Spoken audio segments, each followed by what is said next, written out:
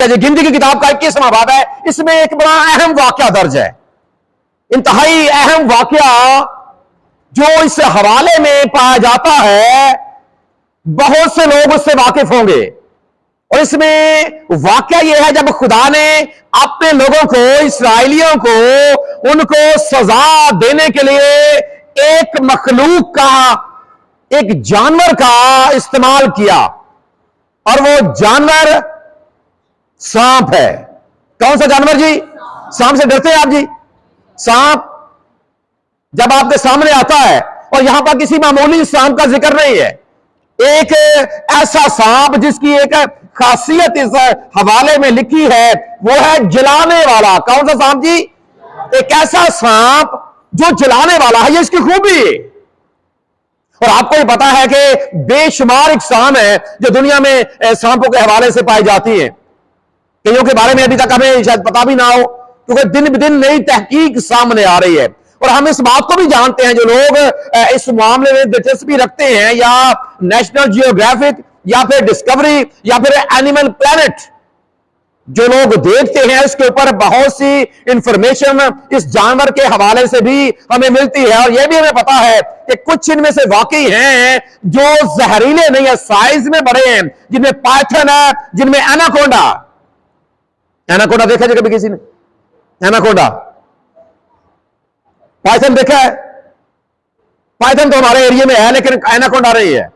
लेकिन यानी कि दोनों साइज में तो बड़े हैं, वजन में भी बड़े हैं, लेकिन ये जहरीले नहीं है। कुछ ऐसे हैं जो जहर में थोड़ा कम है, लेकिन कुछ वाकई ऐसे हैं जिनका जहर इंतहाई मोहलक है। और उन्हीं में से एक, उसका याद रखें, जलाने वाला सांप अगर उसे लिखा गया, इसका मतलब यह है कि जब वो इन इंसान को काटता है, डसता है, डंक मारता है, तो इंसान का बदन जलना, ब्लैक होना, काला होना शुरू हो जाता है, सड़ना शुरू हो जाता है। ये उसके जहर के अंदर खासियत है। और उसी बिना के ऊपर बाइबल मुकद्दस में इसे जलाने वाले सांप इनके मुतल्लिक लिखा गया। गिनती की किताब के 21वें बाब की 14 से 9वीं आयत में इनको जलाने वाले सांप लिखा गया है। और जदीद तहकीक के मुताबिक अगर आप इसके बारे में दिलचस्पी रखते हैं तो आपको पता होगा, जहां पर बहुत से नाम हमारे सामने जहर के हवाले से, सांपों के हवाले से आते हैं, आपको पता है कि सबसे जहरीला जो सांप है वो कौन सा है? सबसे जहरीला कोई जहरीला सांप बताएं जिसके बारे में आप जानते हैं, कोई भी नाम। कोबरा, किसने कहा जी कोबरा? और सिर्फ कोबरा नहीं बोलते, किंग कोबरा। पता है किंग कोबरा क्यों कहते हैं? जिसका फन होता है, जो इस तरह लहराता है। देखा जी? नहीं देखा? चंगा नहीं देखा ना ही देखो तो अच्छा है, लेकिन आपने वो तो देखा होगा। आप समझ गया मेरी बात शायद। मैं नागन जी, अब आप समझ आए। देखें, ये इंतहाई जहरीला किंग कोबरा इंतहाई जहरीला सांप है। लेकिन याद रखें, ये मोस्टली ये इंडिया में पाया जाता है, इंडिया के एरिया में पाया जाता है। लेकिन हाँ, और इलाके भी हैं जिनमें ये पाया जाता है। लेकिन ये जहर के एतबार से या जहरीला होने के एतबार से इसका नंबर पहला नहीं है। ये बहुत जहरीला जरूर है, लेकिन इससे भी एक और जहरीला सांप है, वो है ब्लैक मांबा। ये जब अपना मुंह खोलता है ना, इसका मुंह अंदर से ब्लैक होता है। और ये अफ्रीकन सांप है, अफ्रीका के जंगलों में, बियाबानों में पाया जाता है। और ये जैसे ही डसता है, इंसान का बदन काला होना शुरू हो जाता है। फिर इसके अलावा एक और सांप है जिसके बारे में जो यहां पर लिखा गया ना, क्योंकि ये जो वादी है जहां पर अब इसराइली जहां से गुजर रहे हैं, जैसे बियाबान में से गुजर रहे हैं, अब हुआ क्या है, जब आप इस हवाले को पढ़ेंगे तो अदूम के मुल्क में से इन्होंने गुजर कर जाना है, लेकिन अदूम के लोगों ने इन्हें इजाजत नहीं दी। अब इन्होंने ऊपर से घूम कर जाना है। और जब घूम कर जाना है, हुआ क्या है, रास्ते में बियाबान है, रास्ते में पथरीली जमीन है, पथरीला इलाका है, पहाड़ी इलाका है। अब वहां पर चूंकि ये सारा सिलसिला हुआ है, इन लोगों की जान तंग आ गई, परेशान हो गए। जो इस्राएली लोग हैं, एक तो परेशान, 3 किस्म की शिकायतें। जरा 5वीं आयत इसमें से जिन्होंने निकाला हुआ है हवाले को, जरा 5वीं आयत को पढ़ेंगे जी। यहां पर इस्राएली लोगों ने 3 किस्म की शिकायत रखी हैं मूसा के सामने, 3 किस्म की जी। कोई भी आप में से 5वीं आयत। शिकायत करने लगे, अब शिकायत करने लगे हैं, शिकायत करने लगे हैं। अब आपने उनके शिकायतों पर जरा गौर करना है। सबसे पहली शिकायत कौन सी है जी? 3 शिकायतें हैं, 3 किस्म की। इनमें से पहली कौन सी है जी? मरने के लिए, बियाबान में हमें मरने के लिए लेकर आ गया है, मरने के लिए। अब कहा क्या इस्राएलियों ने कि क्यों हमें मिस्र से बियाबान में मरने के लिए लेकर आ गया है। क्या बतौर ईमानदार जरा सोचें, क्या ये उनकी शिकायत वाजिबी है? क्या वाकई ये उनकी शिकायत दुरुस्त है? क्या वाकई खुदा और मूसा जो उनका रहनुमा है, खुदा ने उसे मुकर्रर किया है? क्या वाकई उन्हें खुदा मारने के लिए, अगर ये याद रखें खुदा ने मारना उनको होता तो मिस्री तो ऑलरेडी उनको मार रहे थे। मिस्र में जो उनका जीना था वो तो मरने से ऑलरेडी बदतर था। मिस्रियों का जुल्म आपके सामने है, किस तरह से वो लोग उन पर जुल्म करते थे। और मिस्र के हवाले से लिखा गया, खुदा ने कहा कि मैंने तुम्हें वहां से गुलामी से निकाला। उनकी जिंदगी वहां पर अचीरन थी, वहां पर भी ये रोते थे। अगर आप दूसरा बाब पढ़ते हैं ना खरूज की किताब का, तो वहां पर लिखा है कि खुदा ने अपने बंदे मूसा से कहा कि मैंने अपने लोगों का रोना सुना है, मैंने उनका कराहना सुना है। वहां पर ये कराहते थे कि मिस्री हम पर जुल्म करते हैं। अब जब खुदा वहां से निकाल कर लेकर जा रहा है तो अब ये क्या कर रहे हैं कि तू हमें मारने के लिए, मरवाने के लिए यहां पर लेकर आ गया है। पहली शिकायत। अब दूसरी शिकायत क्या है जी? जहां तो ना रोटी है ना पानी। रोटी और पानी के हवाले से, रोटी और पानी नहीं है। अगर देखा जाए तो रोटी और पानी के हवाले से भी आपको यह पता है कि जब ये यहां तक पहुंच चुके हैं तो इससे पहले के वाकयात आप पढ़ें। जब पानी का मामला हुआ तो खुदा ने चट्टान में से इनके लिए पानी निकाला। क्या किया जी खुदा ने? वाकिफ है इस बात से? पढ़ा है आपने? जरा हाथ दिखाएं जो जानते हैं इसके बारे में। खुदा ने क्या किया था? चट्टान में से उनके लिए पानी निकाला। फिर जब रोटी की बारी आई, अब बियाबान में रोटी तो वाकई मुश्किल से मिलती है। देखिए, पानी आपको बगैर मेहनत किए मिल जाए और रोटी आपको बगैर मेहनत किए मिल जाए। कैसे? कि रात को आप सो जाएं, सुबह आप उठे तो आपके चारों तरफ रोटियों का ढेर लगा हुआ हो। खुदा मन आसमान से बरसाता। सो इसका मतलब यह है कि इनकी पहली शिकायत भी दुरुस्त नहीं है, इनकी दूसरी शिकायत भी दुरुस्त कि रोटी भी नहीं है, खुदा पानी भी दे रहा है, खुदा उन्हें आसमान पर से मन भी बरसा रहा है। इसके लिए इनको मेहनत नहीं करनी पड़ रही। ना रोटी का मामला है ना पानी का मामला है। और अगर आप इस तस्वीर की किताब का 8वां बाब पढ़ेंगे, जब 40 वर्ष के बाद इन बातों को खुदा का बंदा मुकद्दस मूसा दोहरा रहा है तो वहां पर खुदा ने अपने बंदे मूसा की मार्फत ये बात अपने लोगों तक पहुंचाई कि कभी उस बियाबानी सफर पर गौर करो कि 40 सालों में ना तुम्हारे जूते फटे और ना तुम्हारे कपड़े मैले हुए।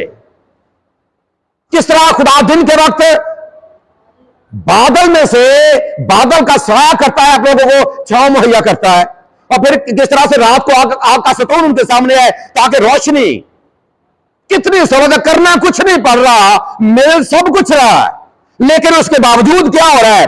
मरने के लिए यहां पर लेकर आ गया है। दूसरी बात, रोटी और पानी भी यहां पर नहीं है, दोनों चीजें। तीसरी शिकायत क्या है जी प्रवेश भाई? ना रोटी है ना पानी, और हमारा जी इस नकम्मी खुराक से हमारा जी इस नकम्मी खुराक। अब ये नकम्मी खुराक क्या किसको रहे हैं?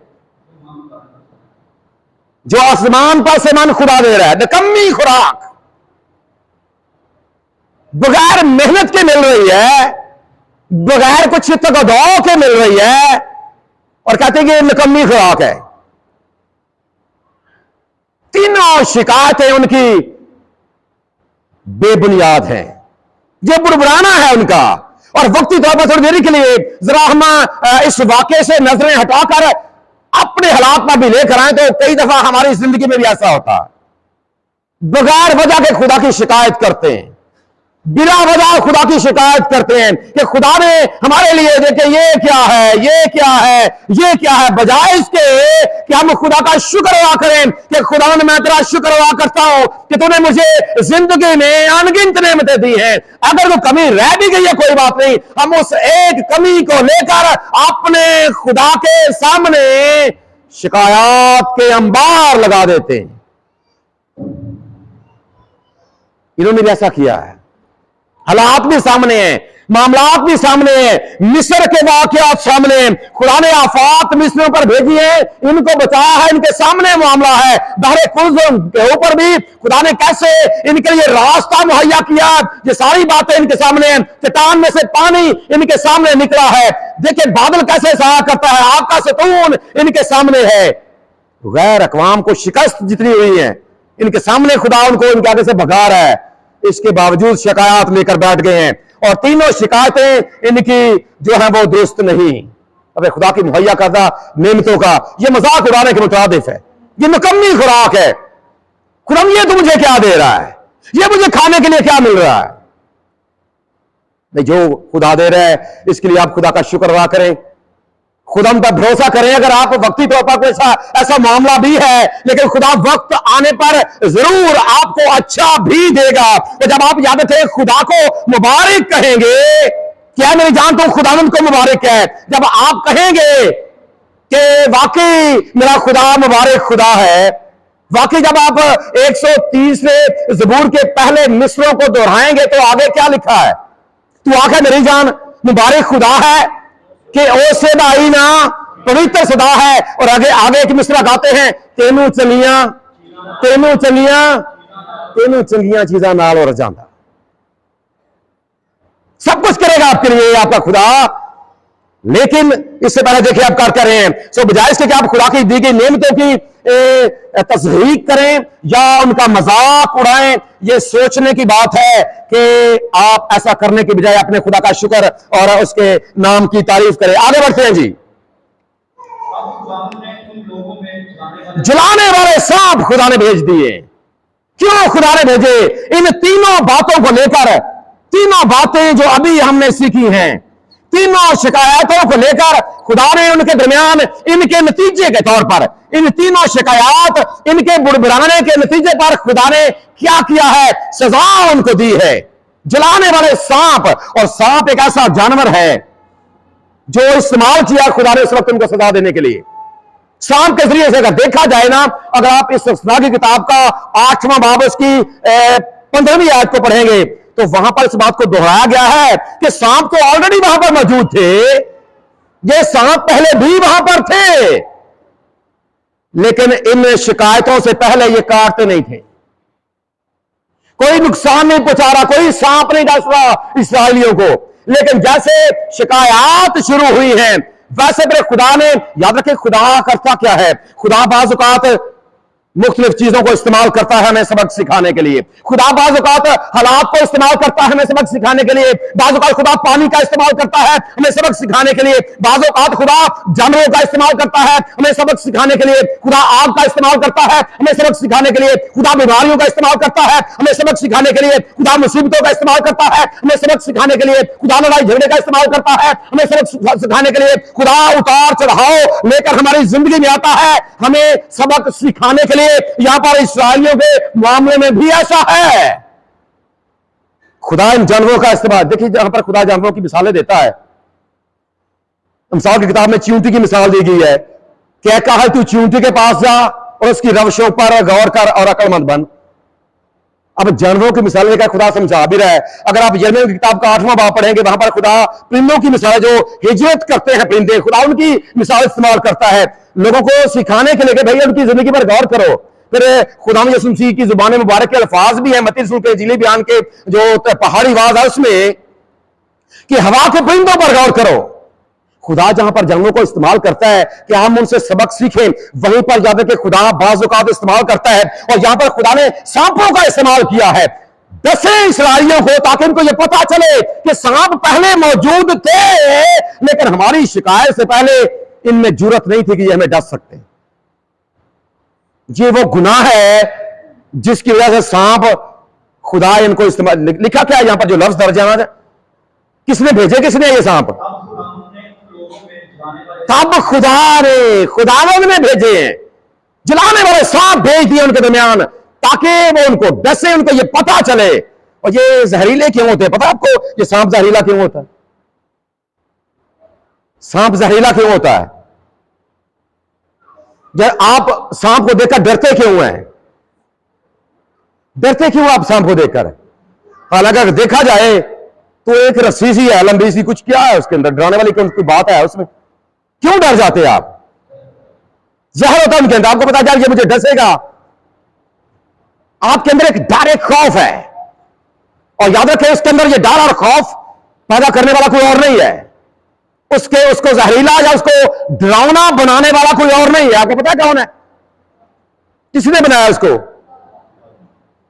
खुदा ने बनाया तो है, लेकिन उसे जहरीला किसने बनाया है? उसने नुकसानदेह किसने बनाया है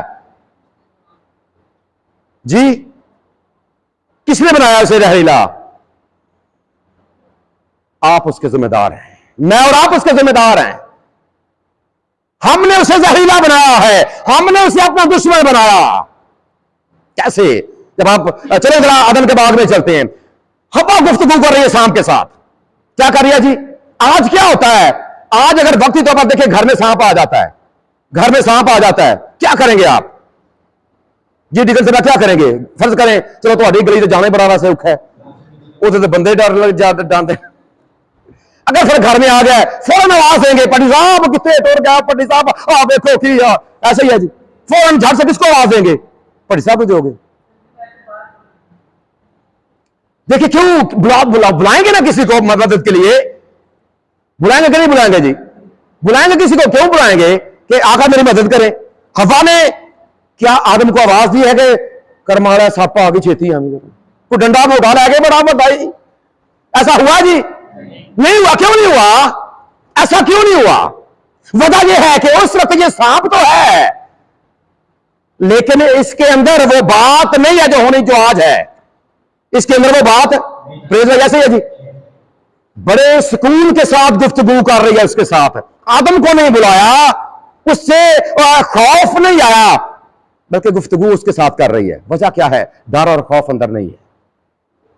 डर और खौफ नहीं है उसके अंदर, क्योंकि वो भी जिस तरह खुदा ने दूसरे जानवरों को खलक किया है, खुदा ने इसको भी खलक किया। हवा के ज़हन में भी यही बात है कि ये मेरे लिए कोई डरावनी चीज नहीं है। आराम के साथ गुफ्तगू कर रही है। लेकिन याद रखें, जैसे ही गुनाह के बाद, जैसे ही बिगाड़ इंसानी जिंदगी के अंदर आ गया है, जैसे ही बिगाड़ फितरत के अंदर आ गया है, तो जो दूसरे जानवर है, याद रखें, जिनमें सांप भी शामिल है, वो भी खुदा की मखलूक है, और वो इंसान का जानी दुश्मन बन गया है। उस वक्त से लेकर आगे देखें, जैसे जैसे आपको सांप दुनिया में दहशत की अलामत भी है, जहर की अलामत भी है, मौत की अलामत भी है, इसलिए इंसान इसको मारता भी है। आगे कुछ और अलामतें भी हैं, इनको हम आगे जाकर सीखेंगे। लेकिन इसको याद रखें, डरावना बनाने में, इसको खतरनाक बनाने में, और खुदा ने देखे इंसान का अपना हाथ है, और खुदा ने यहां पर इसी सांप को इस्तेमाल किया है ताकि इंसानों को सबक सिखा सके, और इंसान को यह पता चले कि आज ये मेरा दुश्मन है, इसके पीछे वजह मैं हूं, और मैं नहीं बल्कि मेरा गुनाह है। क्या आज मेरा आदम और हवा ने गुनाह किया, और वो जो बिगाड़ आया, वो फिर बिगाड़, क्योंकि आगे लिखा जब खुदा ने सजा सुनाई है ना, खुदा ने आदम से क्या कहा था कि जमीन तेरे सबब से क्या हुई है?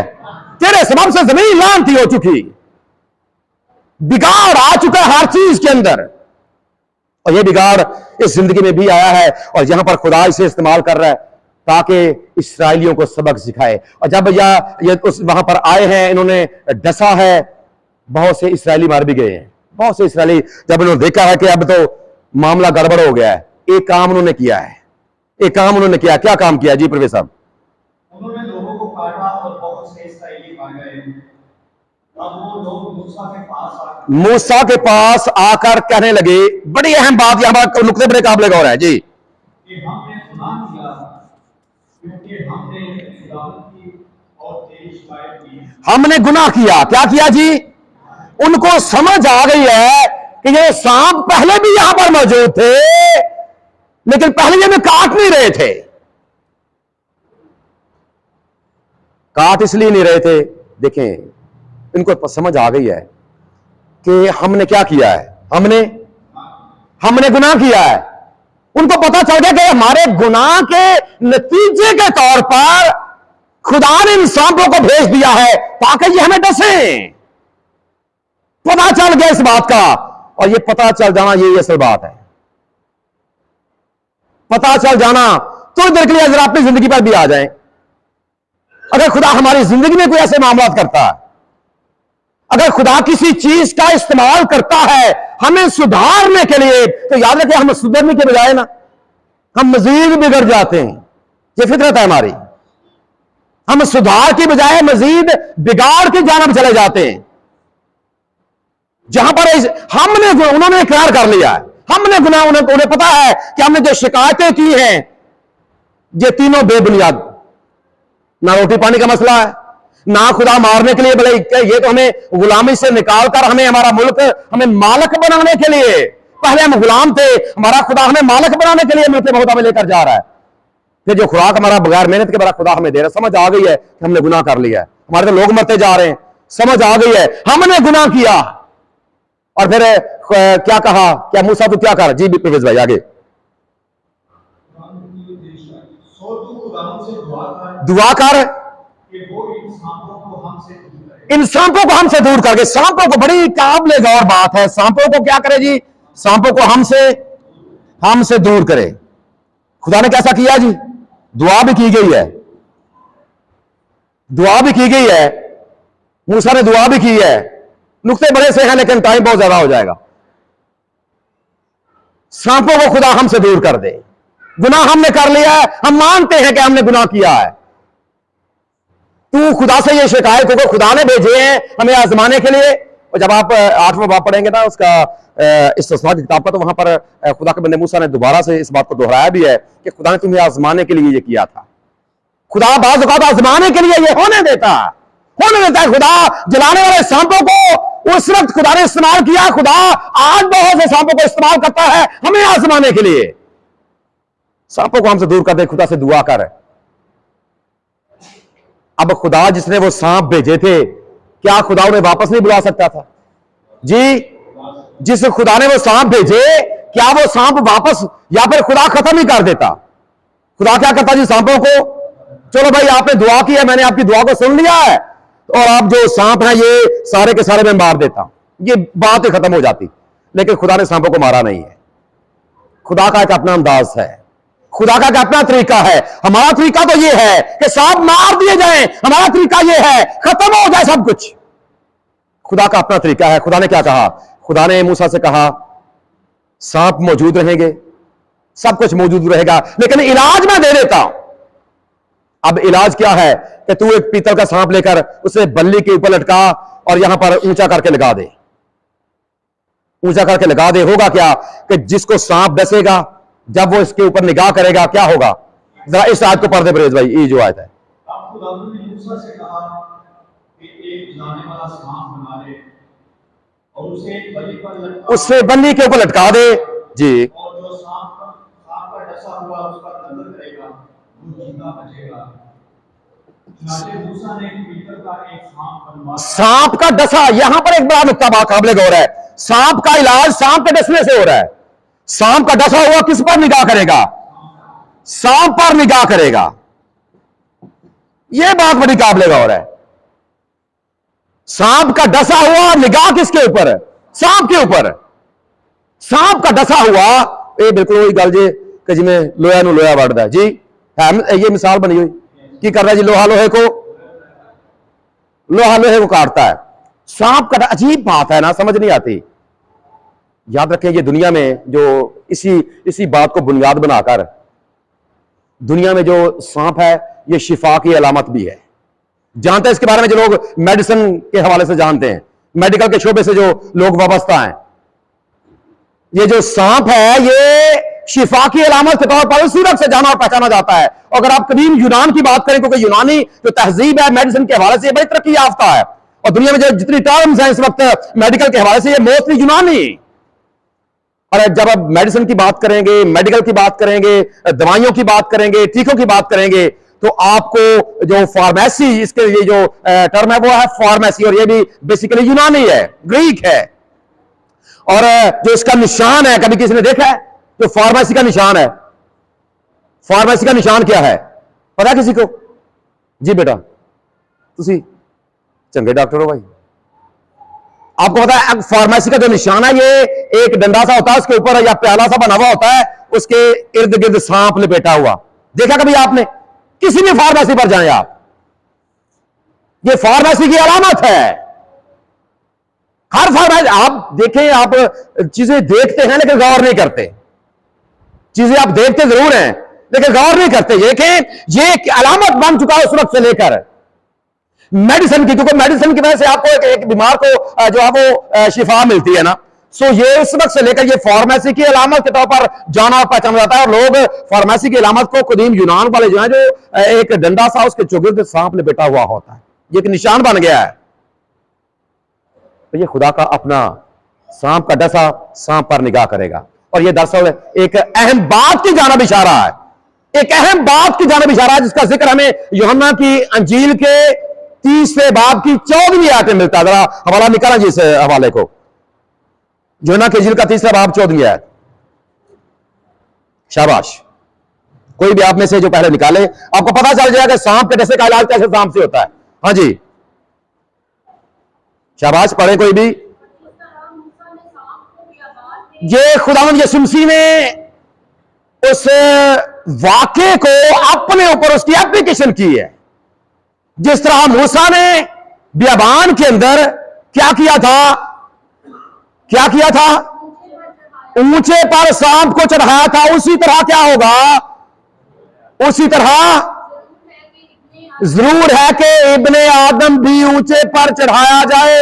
अब देखे, वहां पर जो सांप का डसा सांप पर निगाह करता था वो बच जाता था। और ये बात याद रखें, वहां पर सांप का डसना और सांप पर निगाह करना ये एक काम के लिए था, ये शिफा एक काम के लिए थी, ये गिने चुने लोगों के लिए थी। लेकिन जब अब यहां का अब बात करते हैं यूहन्ना की अंजील की, तो वहां पर लिखा है कि जो कोई भी, जिस तरह सांप उस वक्त बियाबान में ऊंचे पर लटकाया गया, जब आज कोई इब्ने आदम पर जो ऊंचे पर लटकाया गया, जो सलीब के ऊपर गुनाहों की खातर, दुनिया के गुनाहों की खातर लटका दिया गया, अगर आज कोई उस पर निगाह करेगा, खुदा ने दुनिया से ऐसी मोहब्बत रखी कि उसने अपना इकलौता बेटा बख्श दिया, ताकि जो कोई इस पर ईमान लाए वो हलाक ना हो बल्कि हमेशा की ये ऐलान सबके लिए। देखो, ये खुदा का बर्रा है जो दुनिया का गुनाह उठा ले जाता। ये महदूद लोगों के लिए, लेकिन आज ये सबके लिए है। इसलिए ये मिसाल खुदावंद यीशु मसीह ने इस्तेमाल की, इस बात को बुनियाद बनाकर इस बात को हम तक पहुंचाया, ताकि हम भी इस बात को जान सके, पहचान सके। सवाल पैदा होता कि क्यों खुदा इन चीजों को खत्म नहीं कर देता।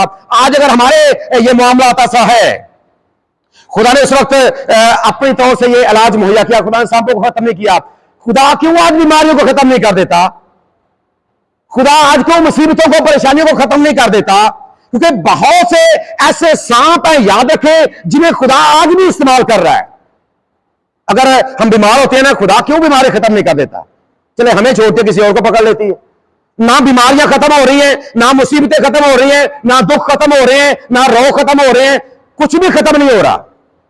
खुदा क्यों खत्म नहीं कर देता इन चीजों को? देखिए, खुदा इन चीजों को खत्म तो नहीं कर रहा, लेकिन खुदा ने इलाज जरूर दे दिया है। खुदा ने उस वक्त भी सांपों को नहीं मारा, लेकिन खुदा ने इलाज दे दिया था। उस वक्त इलाज नहीं था कि उस पर निगाह करें।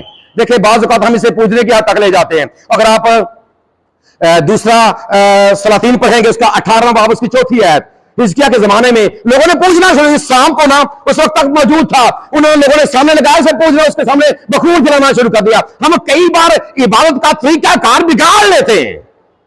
पर हुआ क्या था? खुदा ने हिजकिय्याह से चकनाचूर कर दिया। खुदा ने सिर्फ कहा था, अगर आप इस हवाले को पढ़ेंगे ना, खुदा ने सिर्फ निगाह करने के लिए कहा था। तो ऐसा भी आपने पढ़ा है, सिर्फ निगाह करनी है। और निगाह करना ऐसा नहीं है कि शिफा इस सांप के अंदर थी, शिफा इस बात में थी कि चूंकि खुदा ने कहा है देखना, सिर्फ देखना है। पीछे ये बात होती कि मेरे खुदा ने कहा है, सिर्फ खुदा के हुक्म मानने के पीछे शिफा होती थी। सांप में कुछ ऐसी बात नहीं थी, बलि में कोई ऐसी बात नहीं थी, उस स्टैचू में कोई ऐसी बात नहीं थी। सिर्फ कहा था कि खुदा ने कहा था कि इसको देखना है। आज खुदा कहता है कि इस पर ईमान लेकर आओ, आज ईमान लेकर आना है। उस वक्त लोग ईमान से निगाह करते थे, बच जाते थे। सांप आज भी आपको डसते हैं। खुदा खत्म नहीं करते, खुदा खत्म नहीं कर देता, खुदा गुनाह को भी खत्म नहीं कर रहा ना। आप ये सवाल कर सकते हैं कि खुदा गुनाह ही खत्म कर दे, ना रहेगा बांस और ना बजेगी, ना रहेगा बांस और ना बजेगी। बांसुरी प्रवेश में बजाते हैं, बांस ही ना हो बांसुरी भी नहीं बनेगी, बजेगी भी नहीं। खुदा क्यों गुनाह को खत्म नहीं करता? देखिए आज अगर आप गुनाह हो गई नहीं और आप गुनाह नहीं करते, आपकी खूबी क्या है? अगर गुनाह है ही नहीं और आप गुनाह करते ही नहीं है, आपके अंदर क्या खूबी है? और अगर गुनाह की मौजूदगी में आप गुनाह नहीं करते, कमाल करते हैं, कमाल करते हैं। फिर आप ये चीजें आपको डसती रहेंगी। देखिए जो कमल का फूल है, कमल का फूल कितने लोगों ने देखा है? कमल का फूल, कमल का फूल कितने लोगों ने देखा है? इंतहाई सफेद होता है, ऐसी है जी, इंतहाई सफेद होता है, लेकिन खिलता कहां पर है प्रवीण साहब? कीचड़ के अंदर, गंदे पानी में, जोहर के अंदर। जोहर के अंदर से काले रंग के पानी से निकलता है, इंतहाई सफेद होता है, पाकीज़गी की अलामत है। और यही याद रखें कि ईमानदार की जिंदगी भी। दुनिया में गुनाह मौजूद है, दुनिया में सारे सांप भी मौजूद, सब कुछ है, लेकिन आप बतौर ईमानदार उसी में से आपकी शिकायत तो है कि खुदा इन चीजों को खत्म कर दे। खुदा नहीं खत्म कर रहा, और खुदा ये चाहता है कि आप अपनी मर्जी के साथ, अपनी आजाद मर्जी के साथ आप गुनाह से बचें, गुनाह से परहेज करें। और यही एक हकीकी ईमानदाराना जिंदगी है। आज का ये वाकया जो हमारे सामने सबक इस बात को इसी बात का रख रहा है। खुदा सांपों को खत्म नहीं कर रहा, लेकिन खुदा ने इलाज दे दिया है। खुदा गुनाह को खत्म नहीं कर रहा, लेकिन खुदा ने इलाज दे दिया। बचने का खुदा ने एक इलाज दे दिया है, और यह इलाज कोई मामूली इलाज नहीं है, मामूली इलाज नहीं है। खुदा ने अपने इकलौते बेटे को कुर्बान कर दिया है। और यह सांप का डसा ऐसे ही है जिस तरह इंसान का सांप का इलाज सांप से, इसी तरह खुदा ने इंसान का इलाज इंसान से, और वो इब्ने आदम बनकर। अभी ये हवाला जो आप पढ़ रहे थे ना, 3 बाब 14 इसका यूहन्ना के इंजील का, वहां पर इब्ने आदम, खुदा इंसान बनकर जमीन पर आ गया ताकि वो इंसान के लिए इलाज मुहैया कर सके, ताकि इंसान के गुनाह का इलाज हो सके। वो इंसान बनकर आ गया, और यकीनन इस बात के लिए हमें खुदा का शुक्र और उसके नाम की तारीफ करते रहना चाहिए। ये वाकया आपको क्या सबक दे रहा है? आप इसमें से क्या सबक सीखते हैं? और याद रखें, एक और अलामत भी है जो बिब्लिकली अलामत सांप के लिए इस्तेमाल होती है, वो है रीबॉर्न। रीबॉर्न, इसके लिए आप रिफॉर्मेशन का लफ्ज भी इस्तेमाल कर सकते हैं, रिफॉर्मेशन। आप इसके लिए रीबॉर्न भी इस्तेमाल कर सकते हैं, रीबॉर्न। और आप इसके लिए रीजनरेशन का लफ्ज भी इस्तेमाल कर सकते हैं। इसकी वजह क्या है? वजह यह है कि आपको पता है कि सांप अपने कपड़े तब्दील करता है। सांप क्या करता है? सांप अपने कपड़े तब्दील करता है जी। कभी किसी ने देखा तो नहीं है, लेकिन जो उसके उतरे हुए कपड़े हैं वो आपने यकीनन देखे होंगे। और ये ऐसा कि पुराना लिबास जब वो नीचे से निकलता ना, बिल्कुल चमकीला होता। जब उसके पुराने कपड़े उतर जाते हैं, एक बार फिर से वो नया जन्म ले लेता। और खुदा चाहता है कि आज आप इसकी जिंदगी से, जहां पर और बहुत से सबक ले रहे हैं, वहां पर यह सबक मिले। इस्राएलियों की जिंदगी से पहले वाली जिंदगी तरक्की है, हमने गुनाह किया है। आप भी गुनाह का इकरार करके अपने खुदा यीशु मसीह को, उसके ऊपर अपनी निगाह को करें, नया जन्म हासिल करें, नई जिंदगी को उससे हासिल करें। पहले वाली जिंदगी आपकी एक गुनाह आलूदा जिंदगी थी, और एक नई जिंदगी जो एक ईमानदाराना जिंदगी है। खुदा चाहता है कि आज आप उसका आगाज करें, और ईमान के बानी और कामल करने वाले खुदावंद यीशु मसीह को तकते हुए हमेशा अपनी जिंदगी को गुजारते रहे। हमारा खुदा इस पैगाम के वसीले से हम सबको बरकत बख्शे। आमीन।